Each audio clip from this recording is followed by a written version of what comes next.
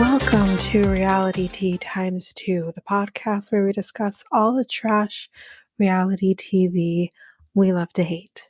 I'm Tanika, and today we are going to be discussing Young, Famous, and African, episode 3 and 4.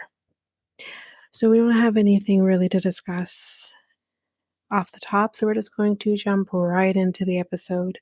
So this is season 2, episode 3, titled Diamonds Are a Girl's Best Friend. Not my best friend. Anyway. Not this diamond, but anyway.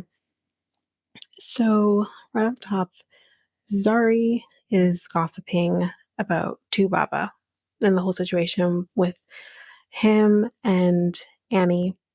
And I mean, again, haters gonna hate, right? I mean, not that she's wrong in gossiping, because I mean, if you don't want people talking about your business, then don't create the stuff to talk about. However, Zari and Annie are not friends, so it's just even that more just horrible. But yeah, so that's what's happening.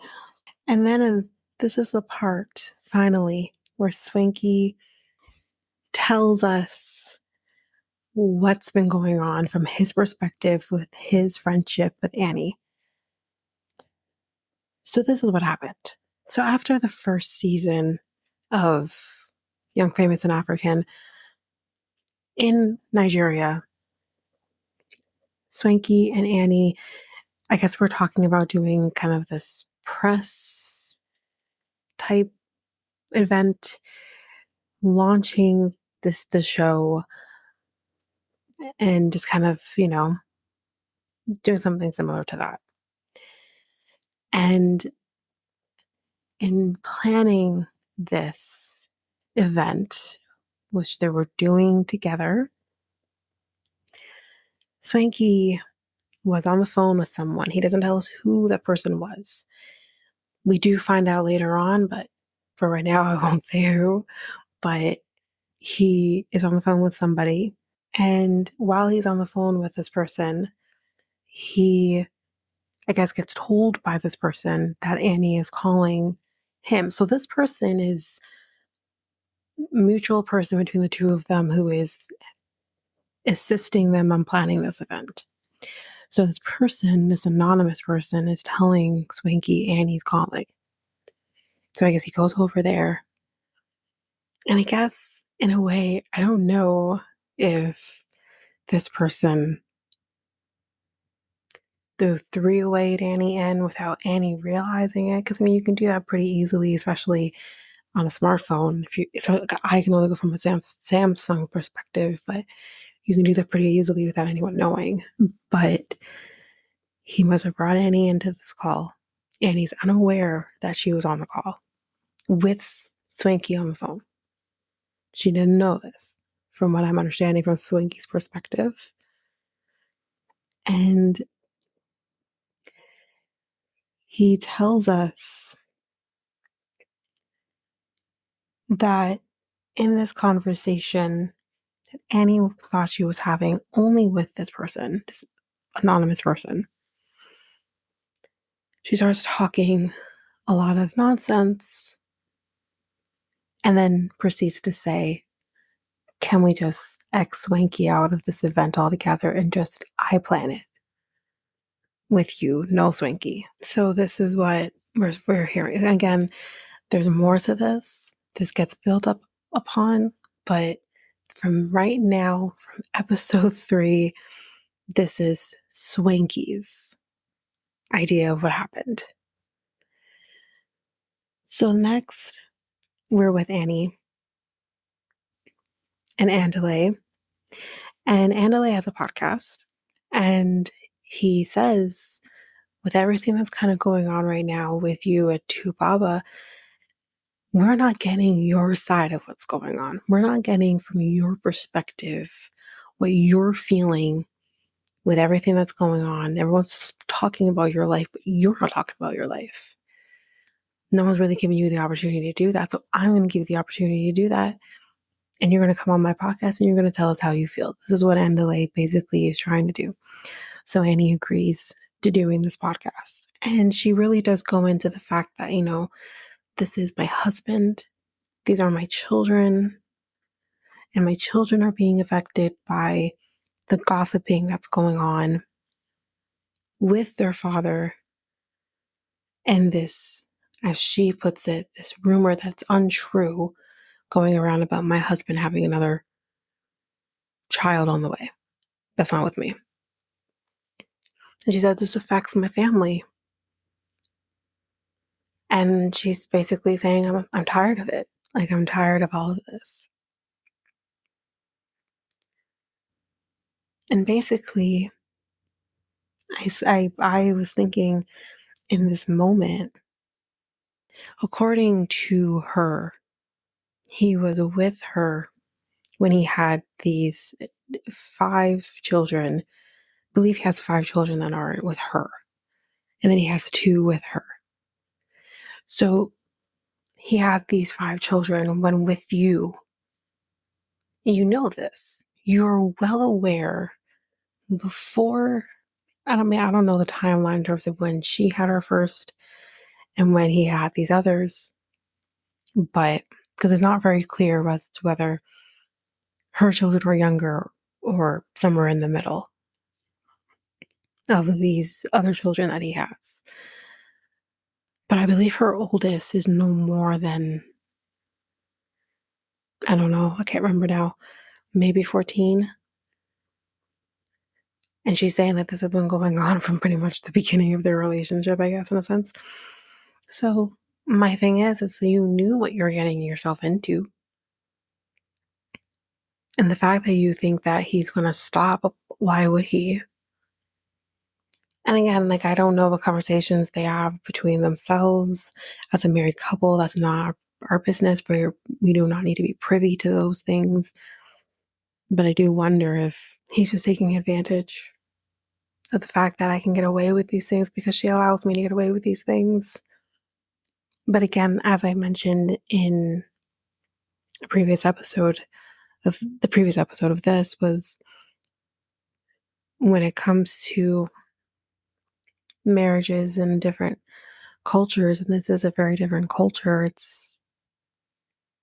I don't know, it's hard to know where to go there, but just for the fact that, like, Connie seems to have this idea of she's this very traditional Nigerian wife and she's going to stick by her man no matter what her man does. It kind of goes to show that maybe you can break away from this, but she's choosing not to break away from this. And I mean, that's her choice. I just, I think my issue is, like, you can tell that she is so unhappy with certain things that are going on in their relationship, and she just deals with it. That there's certain things underneath the surface for her that maybe she hasn't addressed. Yeah, that's basically where we are with that. And just to kind of say, just right off the top, we never really get an answer as to whether or not he actually did get another woman pregnant. I don't know in terms of when this was filmed, as to when this aired, if this child has been born yet, if tests have been done. I don't know. Maybe we'll figure that out with a 3rd season. I believe this has been renewed for a 3rd season. I might be wrong here, but I think it has. And maybe we'll get some answers in the next season, but we never really find out what's going on there. Then we're with Diamond and Fantana, and they're meeting up. And also, as a preface, Angela and Zari also meet up separate from this, and they have their conversations. But again, nothing's really coming from this. They're making the decision to squash whatever was going on with them, be done with it. We're not entertaining this anymore because if we do, Diamond's gonna kill me and he's gonna get real mad. So I'm just gonna end this here. But meanwhile, Diamond and Fantana are meeting up, and they are meeting up at his place. And yeah, let's just say this is going to be a very weird situation. But Diamond, as we find out, especially in this season, is also very much just a shit stirrer. He says one thing to one person, then says another thing to another person. And then when that first person wants to confront the other person, he's like, well, I don't know what you're talking about. That's kind of the thing that happens here. So the reason why I say this is because what he's about to tell Fantana comes back and is actually kind of a recurring thing throughout the season. So Diamond tells Fantana that Sari wants a third child with him. And this is weird because we've never heard anything about this. It's not unusual, I guess, to have that type of dynamic. I mean, we've seen this with the Kardashians. Like, the one thing we'll say about them is that they tend to have all of their children with one man. They want to keep that consistency going, even if they're not with that person. I think the only difference here is, like, I know very, very recently that Courtney announced that she's pregnant, but she's married. So it's whatever. Um, Kim, she was also married to, I'm not even go there because I'm about to say something else and I'm not going to say that. She's married to Kanye and they had all their kids. So it's not unusual that maybe a woman might want to do that. Just, not to say that we're in a relationship, but because all of my children are already with you, why make this an odd situation and have a child with somebody else and make them feel like an odd duck in the mix? I can understand that. I mean, at the end of the day, you don't have to do it this way, but if you choose to do it this way, by all means, that's your business. What I'm confused by is, number one, why is Diamond telling Fantana this? You barely know this woman, and you're telling her about what I would assume is a very private conversation between you and the mother of your children. Why are you telling her this? What kind of shit are you trying to stir here? This comes back, like I said, this is a recurring thing throughout the season, and it does come to a head. Um, so then Fantana and Diamond kiss. Great. And then they go upstairs. And that's the end of that scene. And we never really get confirmation as to what happened while they were up there, but I think we're all adults. I think we can figure out where it potentially could have gone. And I'm thinking, again, honey, you could do so much better than this person. But anyway, so then we see that Baba has come to South Africa with his two daughters, with Annie, and she's excited. She's happy. She picks them up at the not really the airport because they got a private jet, but she picks them up at the airplane. So she's very happy and she's excited, and yeah. So it's kind of out there. Naked and Andale, they're playing basketball. So again, I think from my memory of the scene is that in just true naked fashion, there's always has to be a conversation about sex. Again, men, but like there's always a conversation about the sex with him.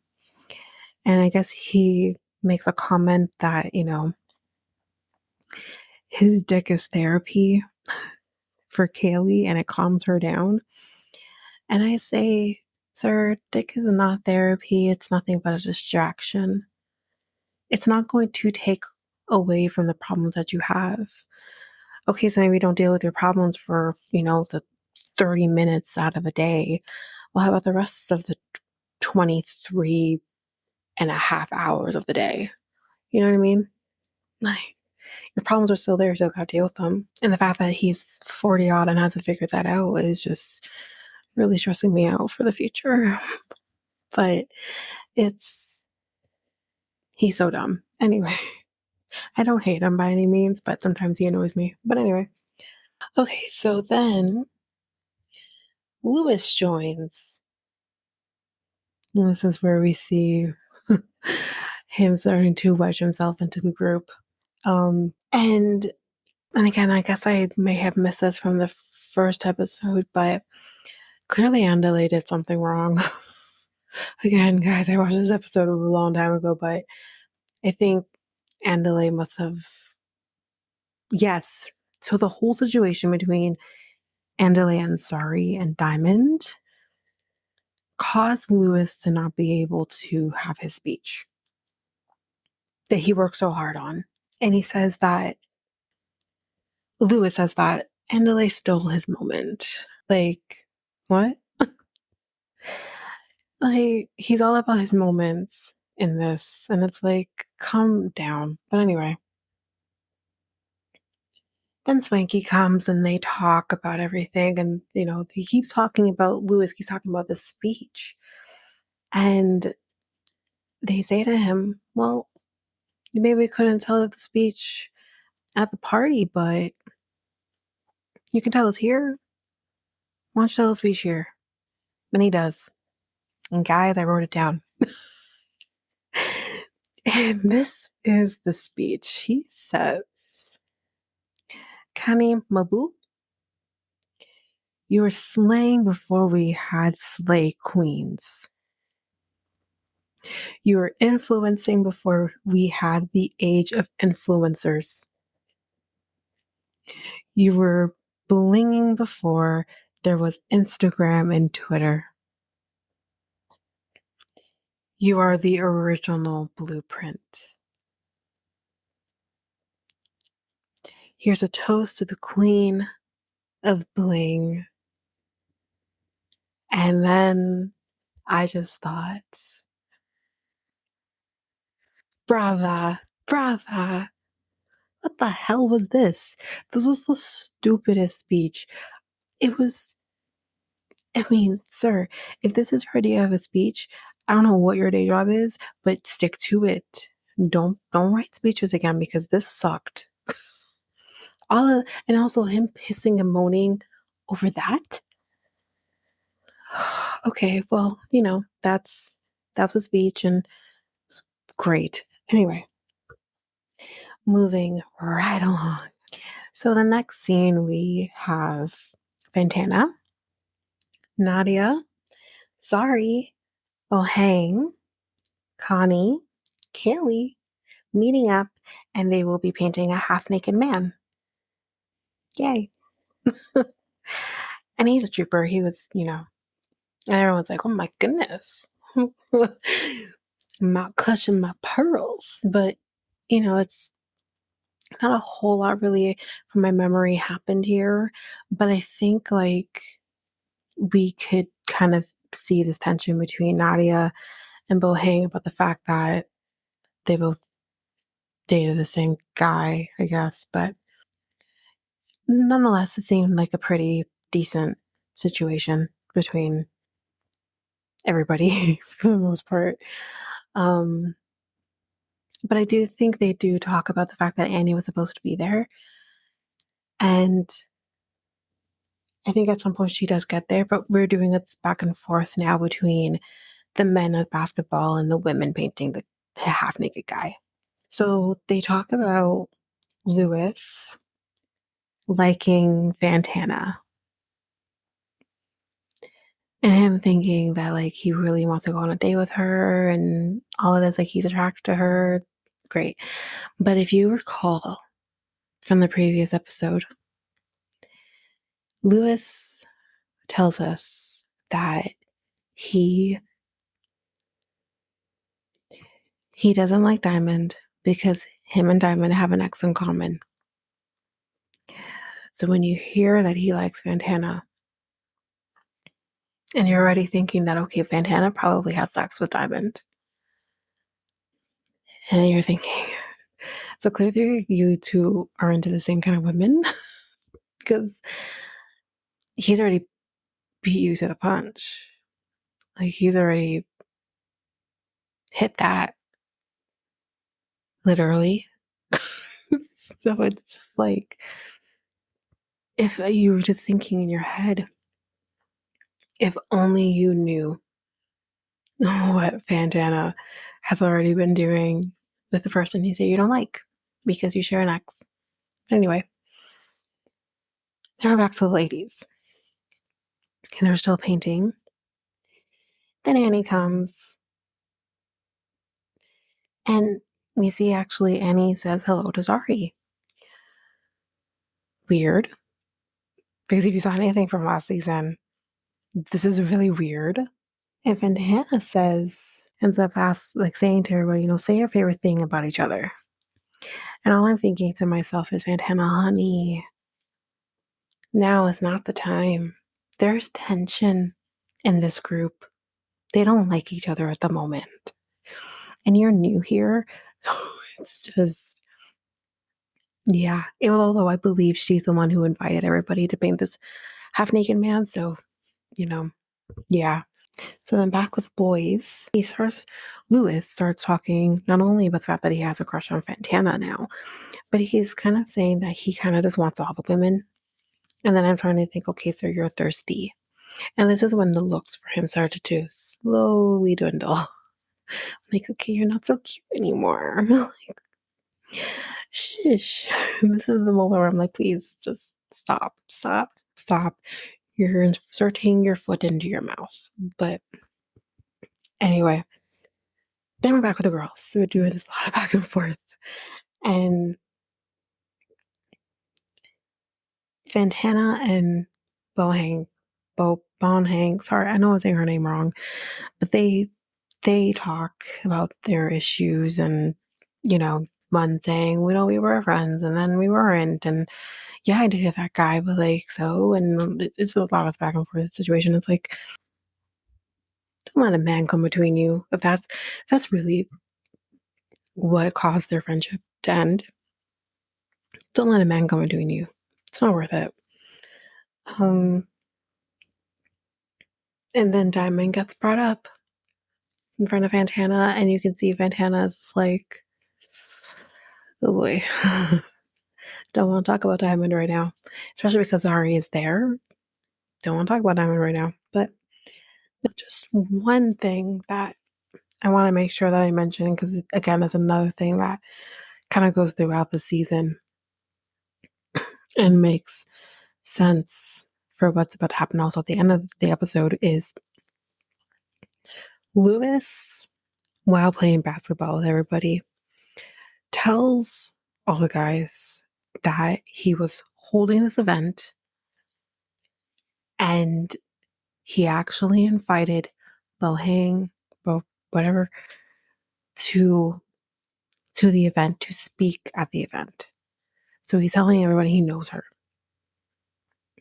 And he said that unfortunately, because he kind of screwed up the scheduling of hotel rooms, I believe,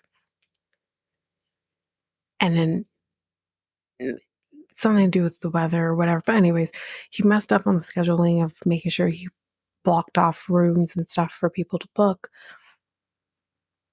She ended up not being able to go because she ended up not being able to go because of this, because he screwed up. So then you kind of see, okay, and it's a very innocent conversation that he had with everybody, but this is obviously something that happened. So later on, we see that Papa and Andale are meeting up to talk about everything that's been going on in his life and trying to get his perspective on everything. And of course, he's like, stressful, blah, blah, blah. And that ain't my baby, and all this kind of situation.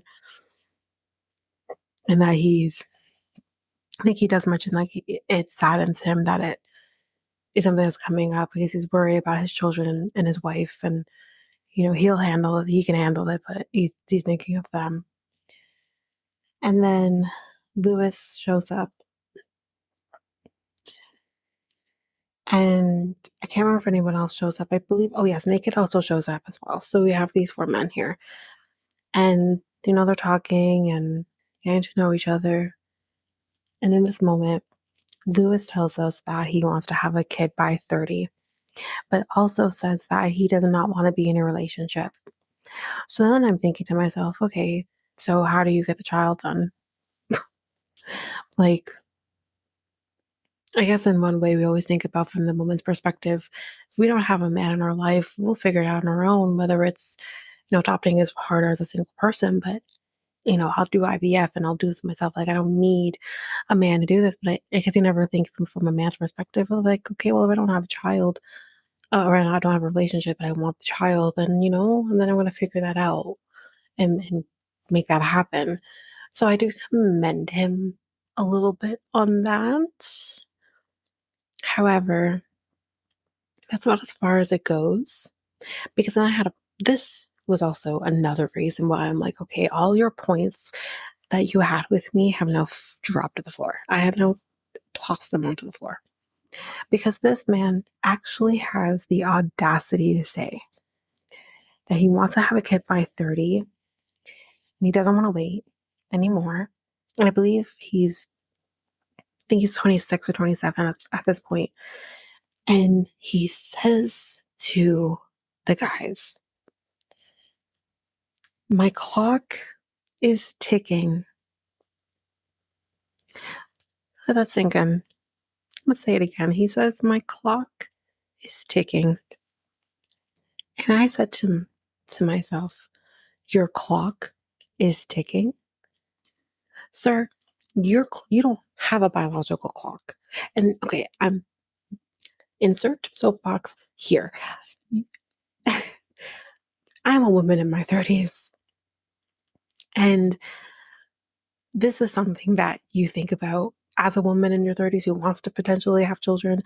And you say, my clock is ticking because I'm going to get to a point where scientifically, by the time you are 35 years old, well, now you're considered geriatric as a woman, right?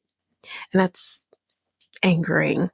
But in scientific purposes, you get told, well, your eggs slowly start to dwindle every year after 35, or maybe it's every month. I don't even know. Yeah, but I think I don't can't remember how long you're told this. Even I think it's every cycle at this point. But it's like you get told this by the time you're 35, and then you hit like I don't know, it's 37, 38. Oh, it's even less. Oh, then now you're a 40-year-old woman. Oh, it's even less.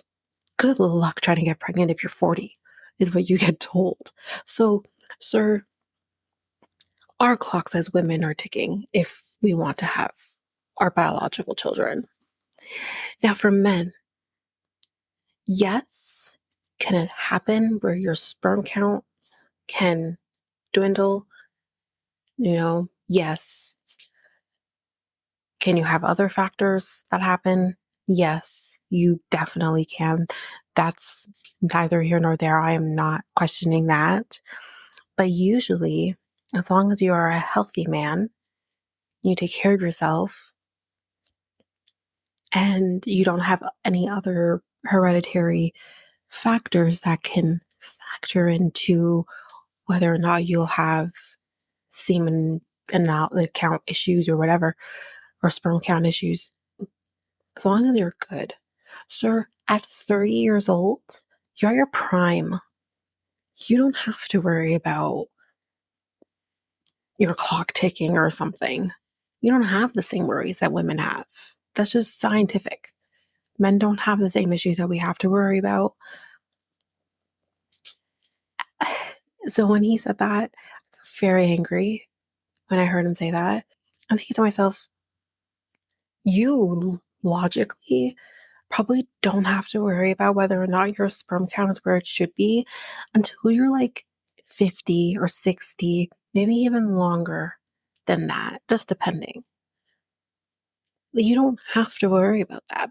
But for women, when we're 50 or 60 and we don't have children, we can have our own children. It's now done.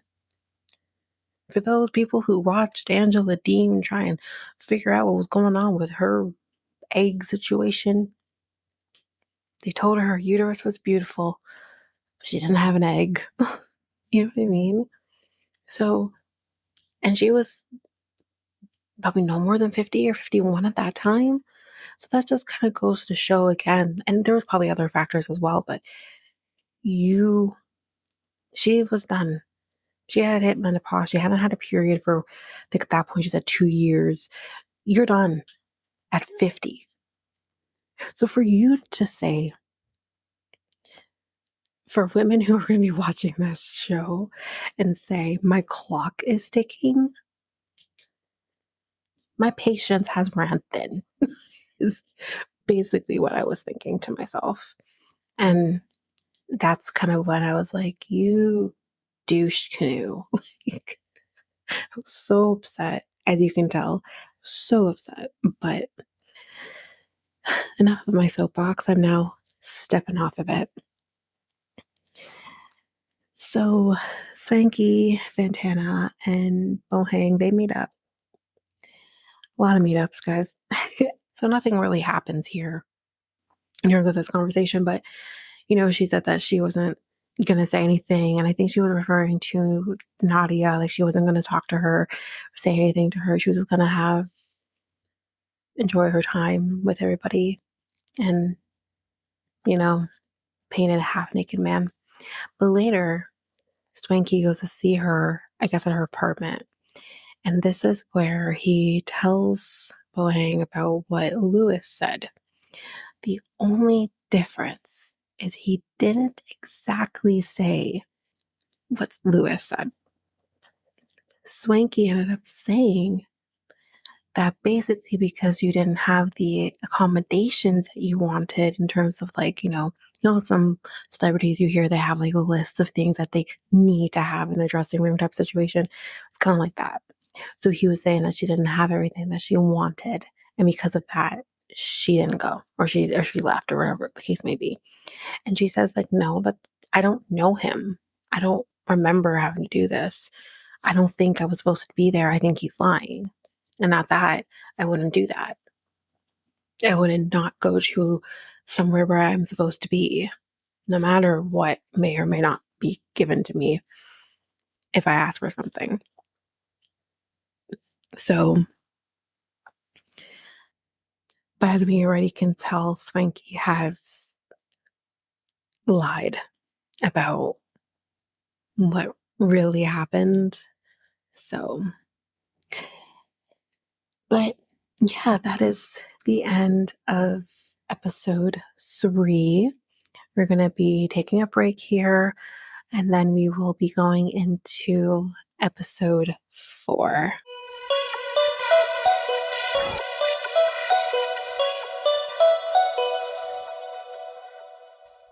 Okay, so we are back, and we're going to just jump right into episode 4, titled The Queen Bee. So, Bohang and Annie, they meet up and they talk about this whole situation between Annie and Swanky. And Annie talks about why she is mad. So this is where we're kind of starting to see that there's two different stories going on here, but somewhere in the middle there's the truth. So here's what she says. She says that she wanted to plan something. And this is in regards to this kind of a launch party for the show. So she called Swanky and they're going to plan this together. This is what she says. So far we're seeing, okay, this part of the story is starting to match up with both of their stories.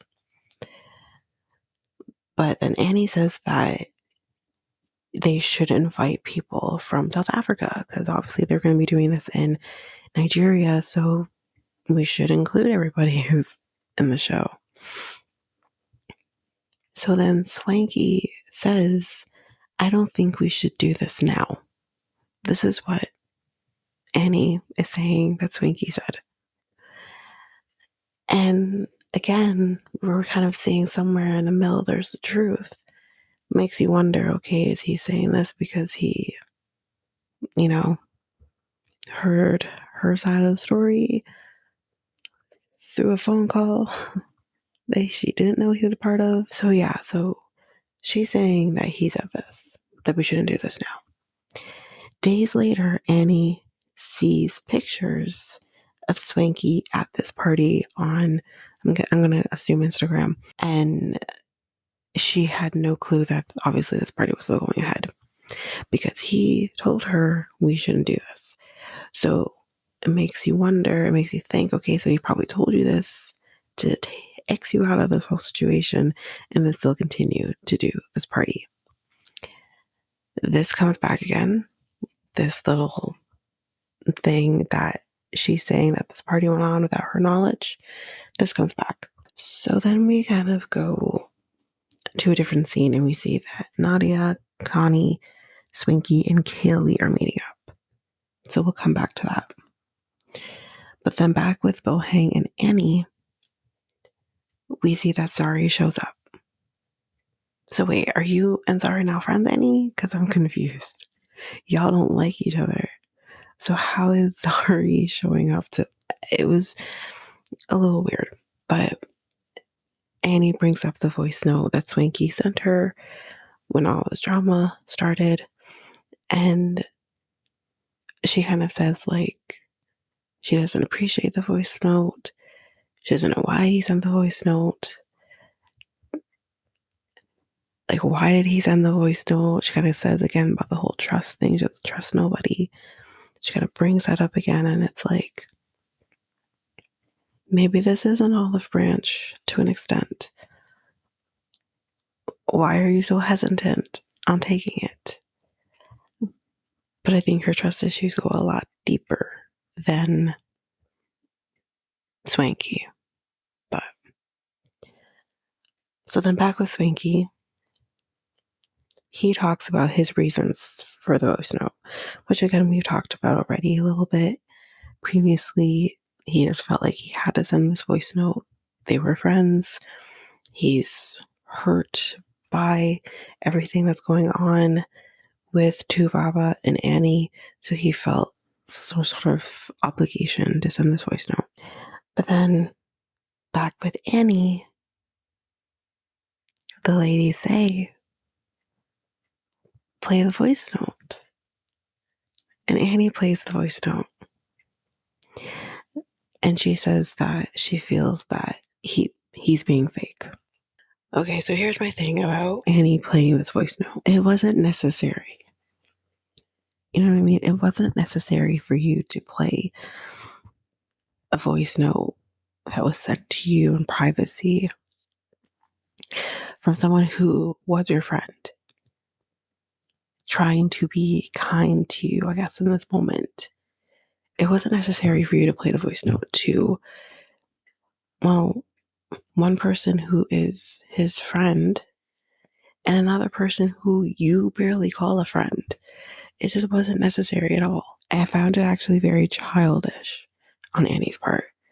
I didn't like that at all. No, I didn't like that. But the back with Swanky and everybody, Nadia actually says that Annie is not her friend. That she doesn't see her as a friend anymore. And then Connie kind of piggies back on that and says that she's upset with Annie. But then Kaylee, and which I agree with what she's about to say, Kaylee actually says, well, Connie, you shouldn't have said fuck you to Annie. Like, this wasn't necessary. But Connie, kind of makes excuses for her decisions on doing that. But it, again, just another thing. This wasn't really, this wasn't called for. And then back with Annie and everybody there, Annie says, Connie shouldn't have said fuck you to me. That's disrespectful. Why would you say? And I feel like, again, like, the problem is that I think Connie is trying to be this peacemaker between Annie and Swanky, when it actually really isn't her business to be this peacemaker between the two of them. And because I guess things aren't going the way she wants it to, she just says fuck you to everybody. Why? Just say, well, that's no skin off my back, and then just move on. But sorry, actually says that Connie is a snake. And I'm actually like, but why? Why is she I don't think she's a snake. But why would you say that? But anyway, next we're with Baba, Annie, Andale, Nadia, Naked, and Kaylee. They're having dinner. And we talk about this whole situation that Baba has yet found himself in, whether it's true or not. And listen, can I just say, if my man said what Baba was about to say, he would have been slapped across his face. Who the fuck? This man, after being questioned by, mainly I believe Andale was the one questioning him about everything going on. Baba actually says, I can make love to who I love. So he's saying, if I love you, I make love to you. Okay? I'm making sweet, passionate love to you. But I can fuck whenever. I can fuck whoever. And to him, he's saying, fucking is easy. I can fuck whoever I want to fuck and it not mean anything. But if I love you, that's different. Now, I don't know. But I feel like, just in my experiences of this, fucking and making love sometimes are literally the same thing.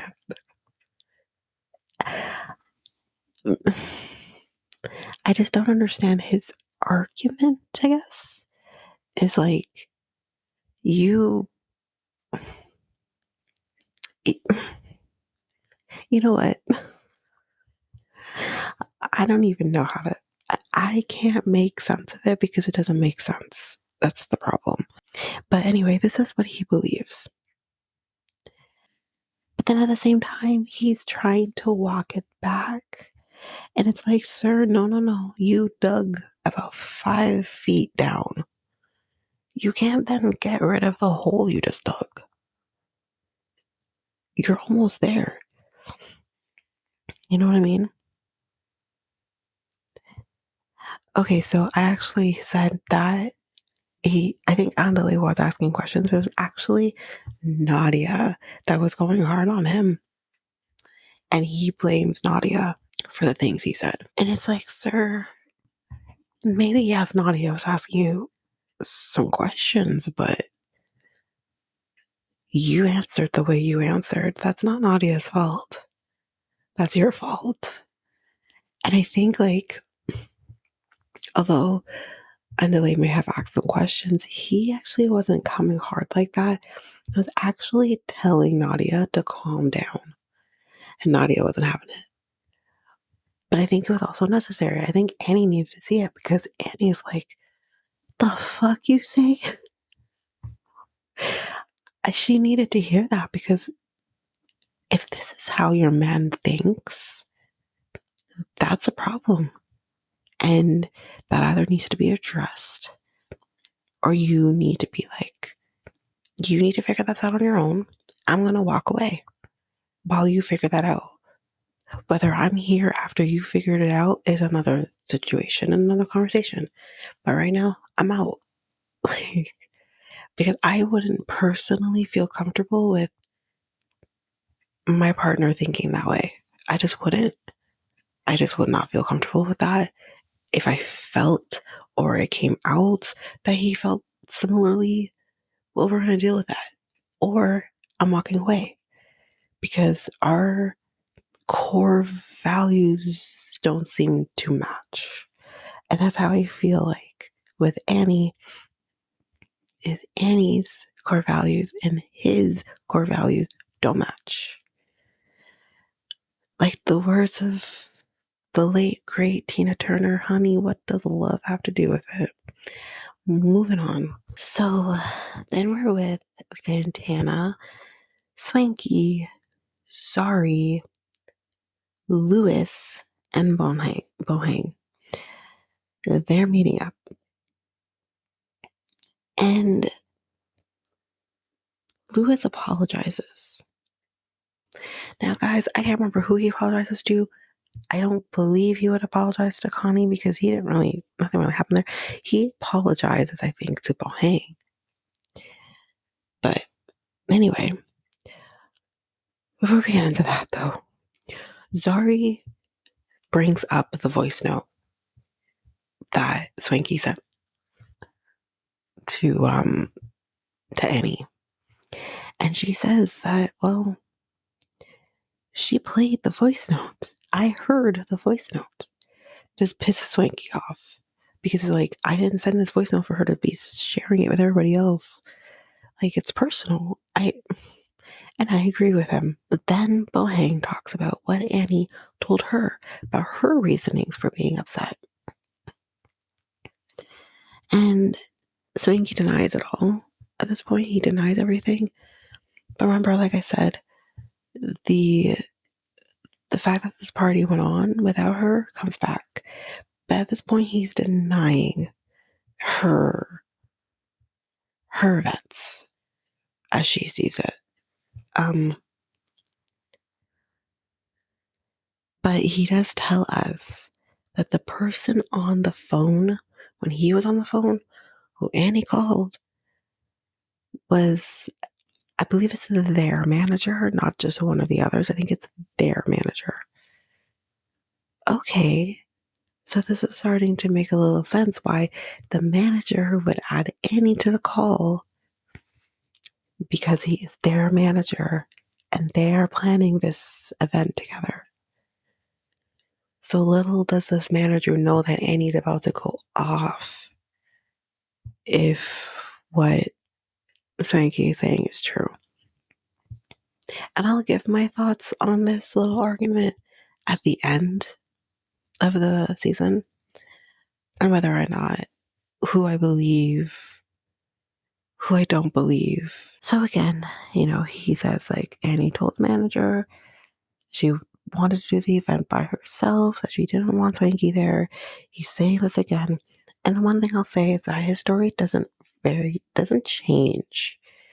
Whereas like hers doesn't, I won't say it changes, it just, we'll get there.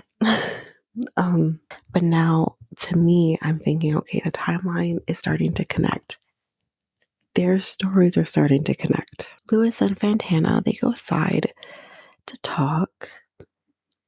And he tells her like he's into her, and in a sense, like not like out there, but he says like he's making it clear that he's into her. And pretty much asks like maybe we can go on a date. But we can kind of see that Fantana is kind of friend zoning him. Obviously, because as far as we know at this point, she may or may not have had sex with Diamond at this point. So Bohang kind of makes it known that she doesn't like Luis. But at the same time, I'm thinking, okay, but you haven't really confronted Luis about what you heard. You're only getting pieces of what happened, which is not the truth. Swanky has made this kind of happen. It's his fault that Bohang doesn't like Luis. I think there is such a misunderstanding, not even misunderstanding, because again, this comes back. This isn't really much of a misunderstanding. It's more of Swanky just fucking, he screwed up this whole situation and made this worse. But then at this point, because again, to go back a little bit, because I'm not sure if I actually mentioned this, Fantana pretty much admits to Swanky that something happened between her and Diamond. I don't think she outright says what happened, but makes it clear like something happened. So back here, back to this present, Swanky outs Fantana and Diamond in front of Luis after Luis just had a conversation with Fantana. You can tell that Luis feels very awkward in this moment. Like, goddamn, I just spoke to you, girl. You could have told me. Not that she has to tell him. It doesn't even matter. She doesn't owe anyone anything. If she wants to have sex with Diamond, I guess go for it. I choose differently. But then again, at 25, would I have chose differently? Probably not. I probably would have had fun too. She doesn't owe anything to anybody. She doesn't owe Luis anything. She doesn't owe Diamond anything. She doesn't owe anything to anybody except for herself. So if she didn't want to tell Luis that she had sex with Diamond, she doesn't have to. She doesn't have to tell Diamond that she goes on a date with Luis if she does choose to go on a date with Luis. We'll get there. But she doesn't have to owe Diamond. She doesn't owe Diamond anything. She doesn't owe anyone anything. Do I agree that Swanky outs Fantana? He's doing it for drama. That's the problem. He is a queen. So yeah. So then Zari brings up Nadia and is talking, I guess, about Nadia. And my thing is, I think that she's kind of bringing this up in a sense that Diamond was kind of into Nadia, but like that's done and over with. I don't know why she's bringing that up, but then again, she's bringing that up because she doesn't realize what's going on with Fantana and Diamond. Otherwise, she would zero in on Fantana. This also comes back. But, you know, in one breath, Zari is acting like she doesn't care what Diamond does. Diamond can do whatever Diamond wants to do. She's, in one breath, says that.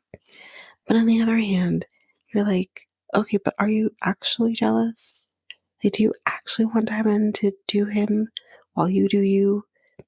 It's this weird thing that she has with him. Although she doesn't want to admit that this isn't about them co-parenting. There's something very odd going on. But after Swanky has outed Fantana, this is again where you start to be like, oh God, you just really dislike Luis just a little more. Because Luis says to Fantana, don't be known as Diamond's side chick. And this pisses off not only Fantana, but it also pisses off Bohang. But then you're also thinking, Bohang, you're mad about something that Swanky miscommunicated. And I want to, in this moment, you want to know what is Swanky's motivation to kind of fuck with Luis the way he is. What's going on there? But all answers to this will have to wait because this is the end of the episode. So, for those who want to watch the show along with the coverage, we'll cover episodes 5 and 6 in the next episode. So, by all means, please watch the show. It's a very good show. People are nuts. But yeah, so we will be covering those shows. So, if you liked what you heard, please rate, review, which you can do on Apple Podcast and Spotify. You can subscribe, follow, whichever terminology is with your favorite podcast app, you can do so.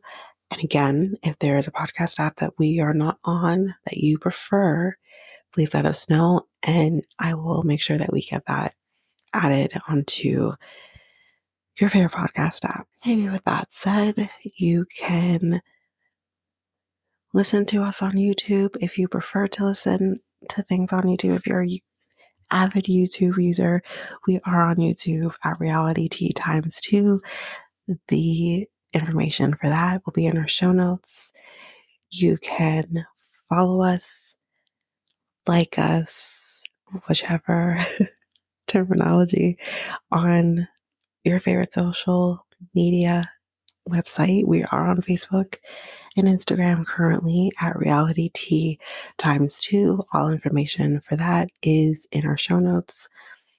We do have a very beginner website where you can listen to the episodes, and you can also get access to our social media, and I believe YouTube as well, on our website. The website link is in our show notes. And again, if you like what you hear, please share with all of your friends and family. All of that just helps us get pushed through and helps us with our growth. We greatly appreciate everything. We greatly appreciate all the listeners that we currently have. But that's it for me for now. Until next time, bye.